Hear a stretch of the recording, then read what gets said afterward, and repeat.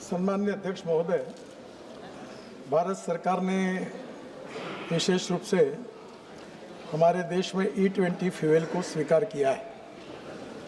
अभी हमारे पेट्रोल में E20 यानी इथेनॉल का 20% एडिंग होता है। ये करीब पुराने जो 2023 के पहले ही जो पुराने व्हीकल थे उसका भी टेस्टिंग किया है और करीब 1 लाख किलोमीटर तक टेस्टिंग करने के बाद ARAI, ये जो गवर्नमेंट की स्थापन की हुई संस्थाएं टेक्निकल पुणे की, उन्होंने इसमें यह कहा है कि no vehicle engine failures was observed, no impact on vehicle performance, start ability and drive ability and metal capability. वैसे अध्यक्ष महाराज, बहुत बार हम लोग मेंटेन करने के लिए बहुत बार 6-6, 8-8 महीने के बाद सर्विसिंग करते हैं। तो इसमें क्या है कि जो मेटल के पार्ट्स थे उसमें पहले ऐसा कहा गया था कि शायद इसमें कोई परिणाम हो सकता है, पर ध्यान में यह आया कि ऐसा कोई हुआ नहीं है। पर सर्विसिंग में छोटे छोटे जो मेटल के वॉशर्स होते हैं वो बदलते रहते हैं। इसके बारे में विशेष रूप से कोई तकरार भारत सरकार के पास नहीं आई।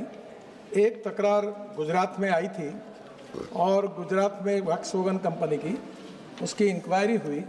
उसके बाद ये ध्यान में आया कि इसका संबंध E20 फ्यूल से कोई नहीं था।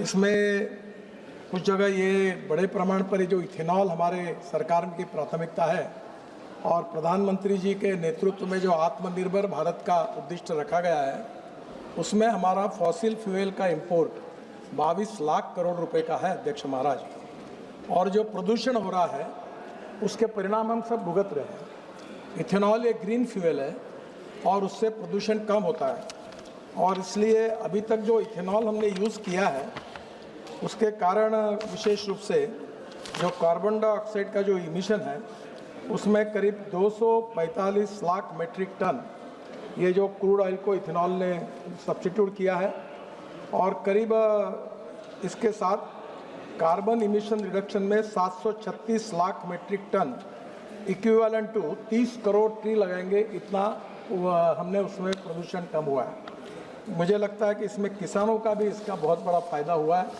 और एक दिन 22 लाख करोड़ का ये इंपोर्ट समाप्त करके हम विकसित करके हमारे देश को, किसान को आज हमने ऊर्जा दाता, ईंधन दाता बनाया है।